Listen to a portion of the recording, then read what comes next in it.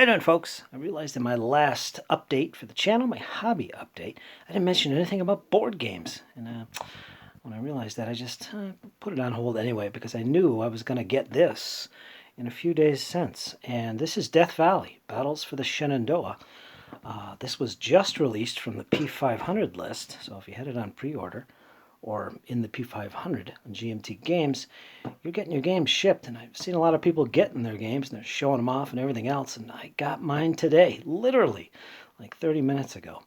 Ripped this open, took a look, and I'm pleasantly surprised. There's some things in this I didn't realize I would be getting. Take a look at it, actually. So let's take a look at the box itself. Of course, it's a deep box. That's always a pleasure. Then you get all this rich detail about the game and what's in it and details and so on and so forth.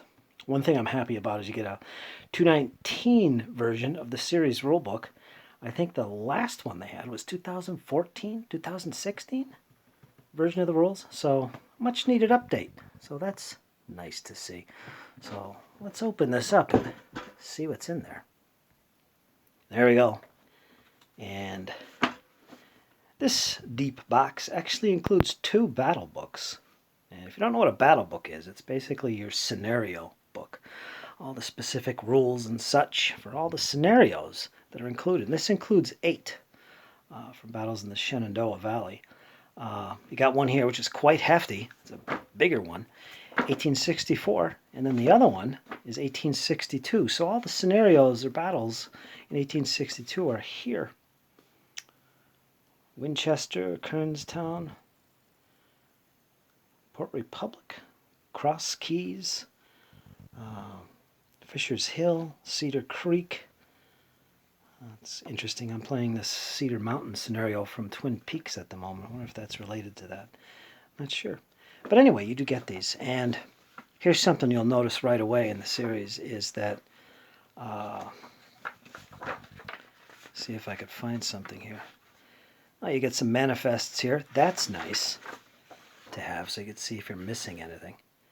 I get manifests for each battles book, as you can see here. More manifests. Beautiful maps, and they're in color.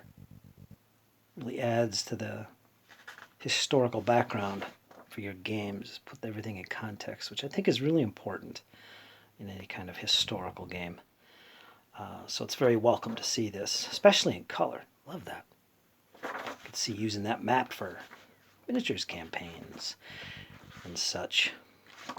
Typical layout for your various scenarios. And I imagine there's various scenarios for each battle. So you get a lot of replayability, a lot of options for your games. Here's the special rules changes or additions for the series rules for each scenario. Blah, blah. There you go. So pretty hefty, these 2 books together. That's a lot. So you get that. That's nice. And of course, here's the American Civil War Series Rulebook, 2019 edition. I'm curious what changes they're going to include in this. Or not changes, but updates. Obviously, any errata or typos, which I didn't really see any. And another thing you'll notice right away, full color. I don't believe it's in full color in the main or the previous rulebook version. I'm not sure. I'd have to double check that. It could be. But you do get full color examples, which is GW quality. Or not GW, GMT quality. What am I thinking? Games Workshop? Is GMT the Games Workshop of board gaming? Interesting. So yeah, here's your series rulebook that you need to play any of the battles in the series. So I'm going to be using this for my Cedar Mountain. Let's see how we get along. And of course is our dice. Now this is a pleasant surprise because normally I think there's only 1 die, but this series, this box comes with 2, and look, lo and behold, it's gray and blue. So there you go. That's a nice little touch. I like that. And here's a surprise. I didn't expect these, but you get not 1, but 2 counter trays. Store your counters in. And This game will definitely make use of that, although I could probably use these with other games like SPQR, which uses a lot of counters. But this is a really pleasant surprise. I'm happy about this, because right now I don't have any trays. I've been using Ziplocs for just about everything, so it's nice to have these. And I'd love to see this in all their deep box games that GMT puts out. I mean, it's almost essential oftentimes, depending on the game. So I'd welcome that with all their games. So that's nice. And then we get all these maps. Let's see, there's 1, 2, 3, 4, and 5 map sheets. I assume they're all double-sided. Yes. Yes, and I'm not going to open these all up. When I get to them, I'll actually do that. If you want to see all the maps, I'll do that. Maybe I'll spread one out at the end of the video. We shall see. Whoops. Battle of Cedar Creek, 1864. Their maps are beautiful in this series. Quite impressed by them. Which I think is important in a board game, because, you know, this is a little world you're recreating, and you want it to feel like a period map, or you want it to be, give you the feel for the era anyway. Pulls you in, the immersion adds to it. So, beautiful maps. And there's 5 of them, double-sided. Great stuff. I highly recommend this series, folks. It's wonderful if you're interested in American Civil War and its history and the battles. Now we get to the actual counters. Let's empty this out, in fact. Quite a few counter sheets in this one, as expected. And, of course, just look at all that. There are a lot of these counters in the game. These are the various regiments, officers for each of the scenarios. Some extra counters. Cohesion shock. AM markers, I believe. Whoops, popped one out. Almost. Fatigue markers. Recall. Something to do with cavalry. Lots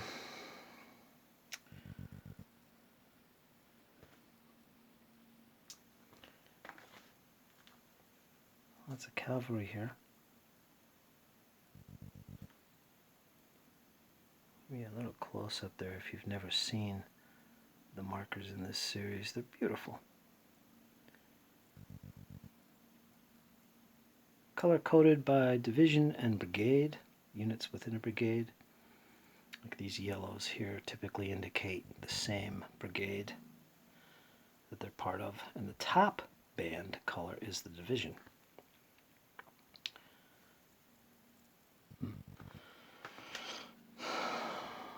Some of the larger regiments would be broken into basically what they call battalions. I don't know how often they use the actual battalions in the American Civil War, but that's the breakdown.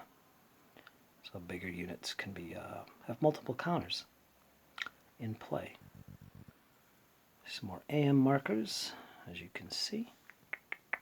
The little markers you put in the cup for all the divisions or corps, depending on the special rules for the battle. Abandoned guns, that's interesting. Extended orders, extended columns, refused flanks, slow ammo, open order, that's new. I don't know what that pertains to. Efficiency markers, Union efficiency markers. Here's that open order counter again. Wonder what that is. Cavalry charge, blown cavalry, it's not new. So there's some new stuff in here, as you can see. Breastworks. Not sure Cedar Mountain has any breastworks, so that would be new for me. These, of course, are your hit markers, your cohesion hits. Not cohesion hits, I'm thinking SPQR. That's your, when units take hits to their strength. That's what you use these for. And there's some big ones here. Damn. Construction. And those are the counter sheets. There's what, 5? There's more than 5. 1, 2, 3, 4, 5, 6, 7 counter sheets. And of course you're getting a ton of these play sheets. Looks like they'd be for each battle. You need these to keep track of various things, not only the turn, but AM use, for instance.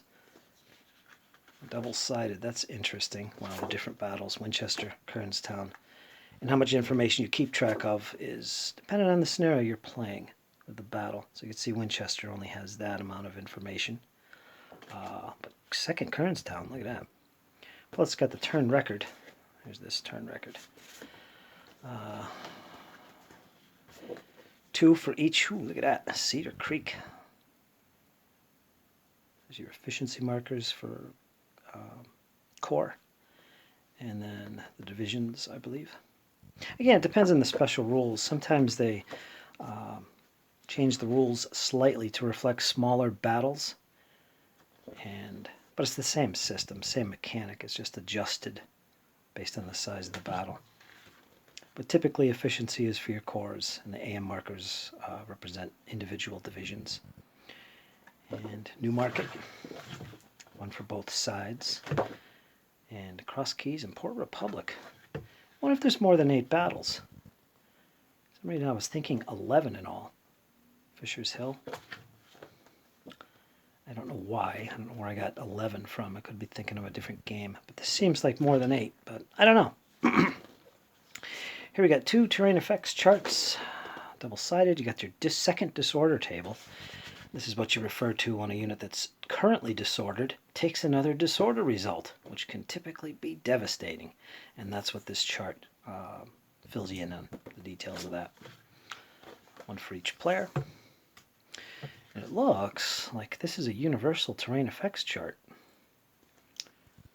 Usually they're listed per scenario.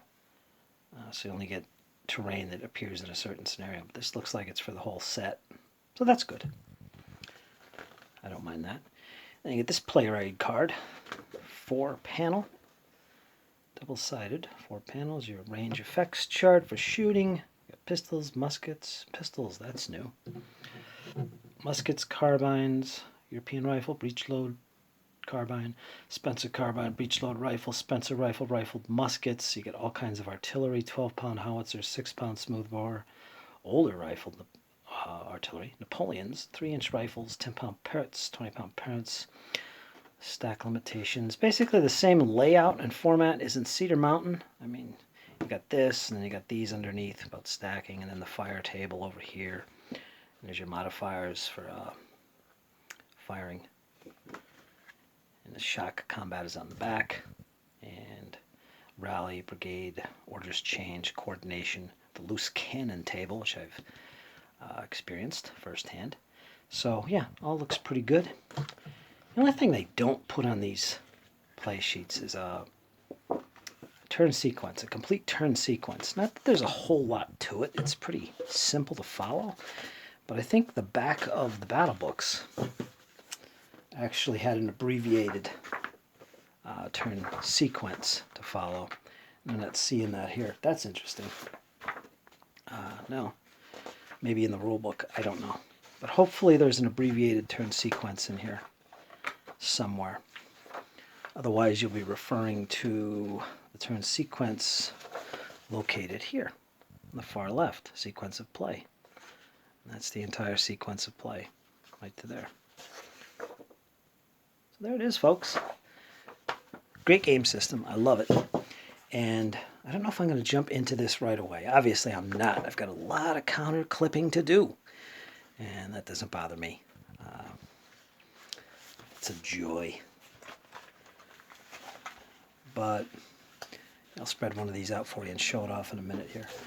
But having the counter trays is a nice add. Having 2 dice, gray and blue, is a nice little touch. I like that. I appreciate that. And like I said, I love this series. And I don't know when I'm going to get into the battles here. Because up next I have Cedar Mountain from Twin Peaks. I'm going to play that. It's a decent-sized battle. I will be using this as my rule book from now on, the 2019 edition, or 2019 edition. I'll give that a read through when I have some time and set up Cedar Mountain. So I will be doing that. And that'll be next on the game table, Cedar Mountain. So I'm going to get to that. By then, sometime after that, these counters should all be punched or clipped and all that. And I'll probably be making use of these. Awesome. Just awesome. And we'll experience some battles in the Shenandoah. So there you go, folks. That is Death Valley. I'm going to lay out one of these maps for you. There's a nice map right there. I'm going to lay out one of these maps for you so you can see firsthand what it looks like. All right, look at that. This is, let's see, what is it? First and second Kernstown, as you can see up there. Yeah, pretty nice. These, of course, are elevation lines or elevation levels, which there's a key to at the top, as you can see up there. There's lots of elevations in this game. Especially this battle. This looks like a good battle. And on the back here, again, they're double-sided. This is Fisher's Hill. Lots of woods. Again, you got those different elevations represented. The darker it is, the higher up it is, typically. You got some breastworks here. Oh, look at that. Some wide rivers going on in there.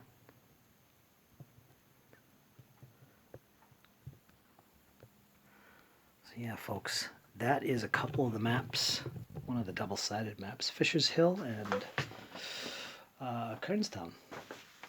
So there it is, folks. Highly enjoy this game system. I think it's a 7 on a 1 to 9 scale of difficulty. Works great for solo play, which I think it's also ranked as a 7, which is high on their 1 to 9 scale, GMT. Really love this game. It's given me the opportunity to play out battles and some of the history, experience some of the history of the American Civil War outside of miniatures gaming, which I don't collect, and I don't play with miniatures gaming. It's just too much. So that's what board gaming does for me. And I've always been a fan of board gaming since I was a teenager, so I get a lot of enjoyment out of these. And this system is fantastic and highly recommended if you're interested in this conflict from history. So there you go, folks. That is my update or my look at Death Valley battles for the Shenandoah. All right, folks. I will see you all again soon in the next update. Stay tuned. Any questions, comments, ask away. Like, share, subscribe, all that. And as always, folks, hang in there. It's only going to get better. Take care.